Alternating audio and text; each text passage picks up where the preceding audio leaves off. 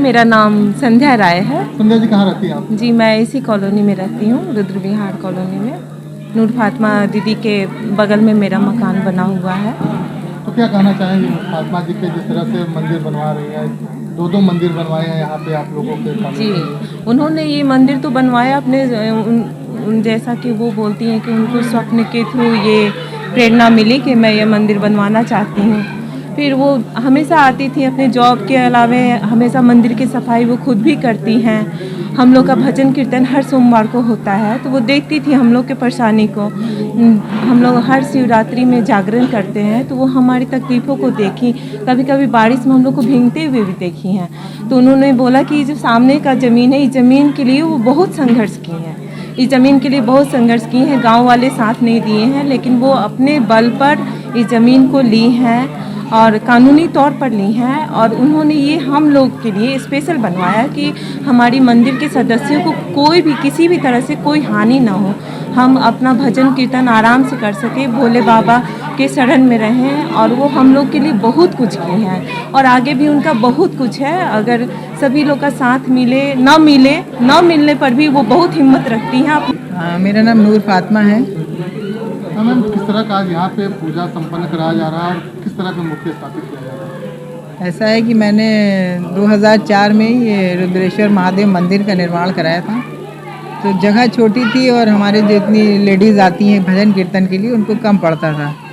तो हमने इसके सामने ये प्लॉट था, इसमें ही हमने ये शिव सभागार बनाया इन महिलाओं के लिए कि आराम से इसमें भजन कीर्तन वगैरह जो भी धार्मिक कार्य हैं वो कर सकें।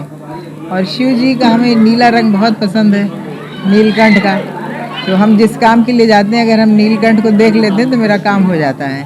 तो हमने शिव जी को लाके शिव जी की मूर्ति बहुत प्रेम से बनवाई और लाके हमने यहाँ स्थापित किया है। उसी के लिए आज ये आयोजन किया गया। मैम किस तरह से ये मन में विचार आया कि मंदिर यहाँ पे बनना चाहिए और लोगों को किस तरह से सुविधा मिलना चाहिए? देखिए विचार क्या, बचपन से ही हमारा वो था कि हम जब पढ़ते थे, छोटे थे, क्लास 1 में पढ़ते थे, तो हमारे साथ एक लड़की हमारे साथ शशिकला पढ़ती थी। तो उसके पापा जो थे उसको राम राम लिख के कागज़ पे दे देते थे और एक कॉपी छोटी सी, और कहते थे कि इस पर तुम राम राम लिख के लाना तो तुमको हम 1 रुपया देंगे।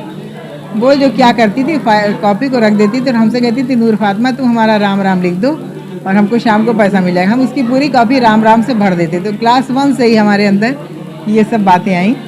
और वैसे भी हम हिंदुओं के साथ रहे हमेशा और हमारे घर वाले भी ब्रॉड माइंडेड थे और हम लोग सारे शुरू बचपन से ही होली दिवाली ये सब हम मनाते आ रहे हैं। और उसके बाद हम यहाँ आए तो हमारा ये हुआ कि हम बनारस में ही ज़मीन ख़रीद के मकान बनाएंगे। और हमने यहाँ ज़मीन ख़रीदी। तो ये पूरी हमारे जहाँ हम रहते सारे हिंदुओं की कॉलोनी है, मैं अकेले मुस्लिम हूँ और सब बहुत अच्छे हैं। बहुत अच्छा व्यवहार है हमारा इन लोगों के साथ। ये लोग भी हमें बहुत चाहते हैं और हम भी इनको बहुत मानते हैं। इनकी हर सुख सुविधा का हम भी ध्यान रखते हैं। तो हमने फिर हम यहाँ जब आके मैंने मकान बनाया तो हमने उसमें जो मकान में ईंटें लगी वो शिवनाथ सिंह के थे और जो बालू हमारे मकान में लगी तो शिव सरदार की थी। तो शिव शिव करके चारों तरफ से हमें घिरना शुरू हो गए। अब चूँकि हमको शिव जी को हमसे ये मंदिर बनवाना था, इसलिए वो मुझे यहाँ लाए। मेरे हस्बैंड का एक्सीडेंट हो गया, वो मेरी ज़िंदगी से चले गए। तो हम शिव जी के इस भरोसे ही अब जी रहे हैं और अपनी ज़िंदगी चला रहे हैं। हम नमाज भी पढ़ते हैं, खुदा को याद करते हैं, वही खुदा है, वही शिव है, वही सब कुछ है। हमारे मन में ये भाव है। तो मैम कभी घर में इस दोनों बातों को लेकर टकराव नहीं, कोई टकराव नहीं। हमारे बच्चे भी हमारा साथ देते हैं, हमारे ससुराल वाले, मेरे भाई बहन सब, कोई टकराव, किसी मुस्लिम ने भी मुझसे कोई टकराव नहीं किया, क्योंकि मैं, ये मेरे मन की बात है। मैंने ना अपने धर्म को गाली दी है और ना मैंने ये किसी से कहा है कि तुम आके मानो। मेरी अपना मन है और हम मानते हैं।